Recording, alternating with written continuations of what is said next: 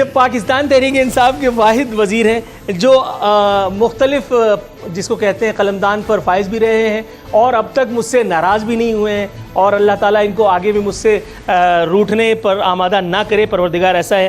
سر میں آپ سے یہ پوچھنا چاہتا ہوں جناب من، باتیں تو بہت سی ہیں لیکن سر اب مجھے یہ بتائیے کہ اگر ڈاکٹر یہ کہے آپریشن ٹیبل پر لیٹے ہوئے مریض سے کہ در حقیقت تمہارے نامہ اعمال میں سیاہیاں اتنی ہیں کہ جس کے سبب تمہارے جس کو کہتے ہیں نا کہ سراہنے اسرائیل کو میں کھڑا دیکھ رہا ہوں، اس کے بعد وہ مریض کے پاس ماں سوائے شان سے دھائیں سے مر جانے کے کوئی اور آپشن رہ جاتا ہے؟ یہاں تو کہا کرتے تھے کہ ہمارے پاس ہر شعبے کے اسپیشلسٹ ہیں، اور اس کے بعد در حقیقت یہ پتہ چلا بقول سراج الحق صاحب کہ اگر جھوٹ کا ورلڈ کپ ہوتا تو وہ بھی مسیحا جیت جاتے۔ سر کوئی روشنی فراہم کرے۔ اور جناب بات یہ ہے، وزیر اعظم پاکستان عمران خان صاحب نے ایک سچے اور سچے انسان کی حیثیت سے ایک دل کی بات کی کہ یار ہمیں اتنے مسائل کا سامنا کرنا پڑا، ہمیں اتنے مافیاز کا سامنا کرنا پڑا، ہمیں اتنے ہرڈلز اور بیریئرز اور آبسٹیکل کا سامنا کرنا پڑا کہ ہمیں تو پتہ ہی نہیں چل سکا کہ یہ ہمارے ساتھ پہلے 2 سال کیا کیا مصائب آئے۔ وہ ایک سچے دل کے ساتھ بات کی ہے، اس بات کے اوپر جناب آپ اپوزیشن والے اسپیشلی کہ جن کے متعلق میں اتنا ہی کہوں گا کہ لک ہو از ٹاکنگ، تو جناب بات یہ نہیں ہے۔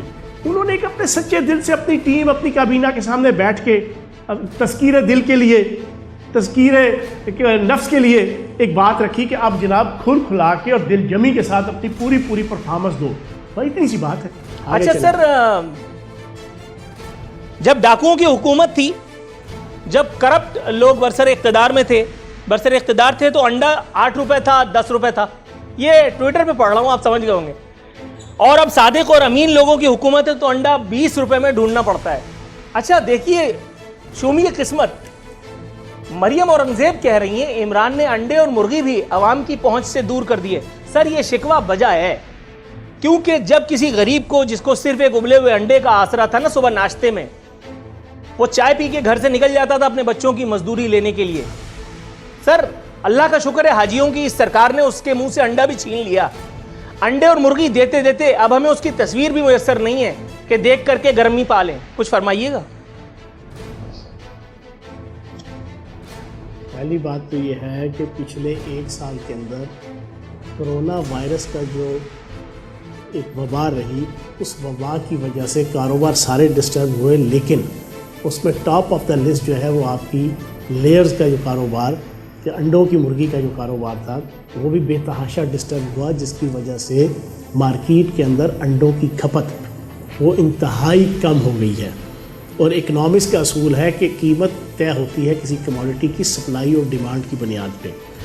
اب اللہ پاک کے کرم سے اس وقت میں رات کو پنجاب کے ایک بہت بڑے انڈے کا جناب ایک ڈیلر ہے جس کے اپنی جناب پولٹری فارمز ہیں، اپنا کاروبار ہے، میں اس کے ساتھ بیٹھا ہوا تھا۔ اس نے کہا کہ اب پچھلے 1.5 مہینے سے اتنے فلاگز پڑ گئے ہیں، اتنے زیادہ پڑ گئے ہیں کہ اگلے 1.5 سے 2 مہینے کے اندر قیمت دوبارہ جو ہے نا اسی 110، 15، 20 کے اوپر جو ہے وہ انڈوں کی آ جائے گی۔ یہ قیمت اس وجہ سے ہوئی، پوری بات سن لو یار۔ جی سر میں سن رہا ہوں، میں آپ کو بات سمجھا رہا ہوں فیکٹس اینڈ فگرز میں۔ جی مطلب میری یہ مجال کہ میں دم ماروں۔ پورے پاکستان کے اندر جو پورا 1 سال کرونا وائرس کا کرائسس جو پورا رہا، پولٹری میں انڈوں کی مرغی کی کھپت جو ہے اس کا فلاگ جو ہے نا انتہائی کم ڈلے، جس کی وجہ سے انڈے کی پیداوار بھی کم ہوئی۔ کم ہونے کی وجہ سے مارکیٹ میں کمیاب ہو گئی، کمیاب ہونے کی وجہ سے قیمت بڑھ گئی۔ اب لوگوں نے اتنا انڈا کی مرغی ڈال دی ہے پچھلے 2-3 ماہ سے کہ جو اگلے 1.5 مہینے تک اس کی جب پیداوار شروع ہونی ہے وہ بہت زیادہ ہوگی۔ جب بہت زیادہ پیداوار اور نارمل پرانی ہوگی یہ قیمت دوبارہ آ جائے گی۔ بہترین، آپ سوال کی اجازت ہے سر؟ اچھا آپ نے مجھے پھر ایک اور ٹرک کی بتی کے پیچھے لگایا ہے، مجھے کوئی شریف آدمی سمجھ کر کے، لیکن سر میں انورٹڈ کاماز میں شریف ہوں۔ 1.5 مہینے بعد تو کراچی میں سردی کا سین بھی نہیں ملے گا دیکھنے کے لیے۔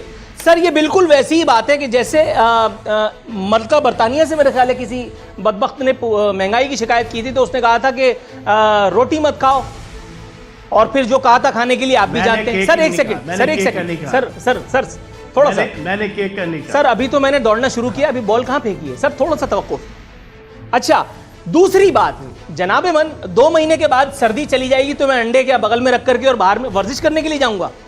सर्दी तो अभी है, अंडे तो अभी खाने हैं, अंडे अभी चाहिए।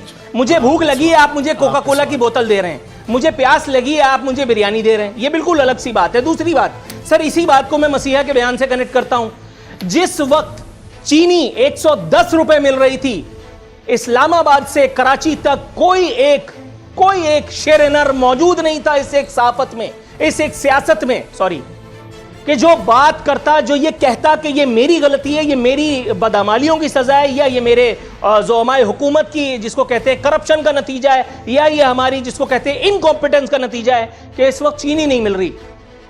उस वक्त ये कहा जाता था कि जी सूबाई मामला है, जो कि है, हम जानते हैं। ताहम उस वक्त वो मुतनाज़े तरीन ट्वीट दागने की क्या जरूरत थी जब चीनी 110 से 80 रुपए चली गई। मसीहा ने एक ट्वीट दाग दिया। मैं हुकूमत को मुबारकबाद पेश करता हूं कि जिसकी बेहतरीन काविशों से जो है चीनी जो है वो 80 से 82 रुपए या 85 रुपए बिक रही है। और उसके बाद कल एक इंटरव्यू में फिर उन्होंने कहा है कि जी जब कीमत बढ़ी थी तो लोग हमें कोस रहे थे, जबकि ये सूबाई मामला है। सर इंतहाई कंफ्यूजन है इस्लामाबाद में, इंतहाई कंफ्यूजन है सर, कुछ फरमाइए। अब ये जो 7 मिनट का सवाल पूछा है ना, तो 5 मिनट का जवाब भी सुन लेना, बीच में टोकना ना। देखो, एक चीज़ तो बड़ी क्लियर है कि 18वीं तरमीम एक ऐसी तरमीम है कि जिसने पाकिस्तान की सियासत का भी, पाकिस्तान की मईशत का भी और पाकिस्तान की जो कानूनी सूरत हाल है सबका जनाजा निकाला हुआ है। अब इस 18वीं तरमीम के बाद बहुत सी चीज़ें, आप देखें, फूड सिक्योरिटी वो डिपार्टमेंट वफाक को दिया हुआ है, लेकिन नीचे फूड सिक्योरिटी से रेलेवेंट जितने मामलात हैं, महकमा खुराक हो गया, महकमा ज़राअत हो गया, आपकी जितनी प्रोडक्शन होगी, ये तमाम की तमाम जो है ना वो सूबों के पास चली गई। अब हुआ क्या, आटे और चीनी के हवाले से हमारे साथ बड़ी कामयाब राजनीति की गई, जो इंडियन फिल्मों के अंदर आप देखते हैं ना, सरकार 1, सरकार 2 और राजनीति, बड़े कामयाब तरीके से आपकी 80 शुगर मिलें हैं, उसमें से 60 शुगर मिले जनाब आले शरीफ, आले जरदारी, नून लीग और पीपल्स पार्टी के लोगों की हैं। अब उन्होंने बड़े तरीके से जनाब चीनी की कीमतों को, चीनी की प्रोडक्शन को, चीनी के मामलात को ऊपर नीचे करके जब वो सारा मामला डिस्टर्ब किए रखा। सूबाई सारी मामलात भी होते थे। फिर उसके बाद आटे का मामला था। आटे का हमने बड़े बेहतरीन तरीके से गंदम और आटे की चीज़ों को उस्मान बुज़दार साहब की क़यादत में पंजाब हुकूमत ने कंट्रोल रखा और 860 या 850 के करीब हमने आटे का थैला रखा। उधर सूबाई हुकूमत सिंध, उसने बेड़ा गर्क सत्यानाश फेरी रखा और वहाँ पे 1400 और 1600 रुपए की बोरी जनाब मार्केट में मिल रही है, जब 600, 700, 800 रुपए का फ़र्क यहाँ से सिंध और पंजाब के दरमियान देखता था। जब कोई आड़ती और जब कोई स्मगलर या जब कोई कारोबारी गंदम का आदमी, उसने क्या किया, यहाँ से स्मगल करके वहाँ ले जाना। इस पूरे अंदाज की मारा मारी में, और ऊपर जनाब आपकी जिम्मेदारी आपने दी हुई है जी, कि जिम्मेदार जो है वो वफाक है। उस कंटेक्स्ट के अंदर वज़ीर आज़म पाकिस्तान इमरान खान साहब ने कहा था कि सूबाई मामलात थे, लेकिन वफाक को जो है वो इसकी जनाब बदखोई कह लो या बदनामी मोल लेनी पड़ी।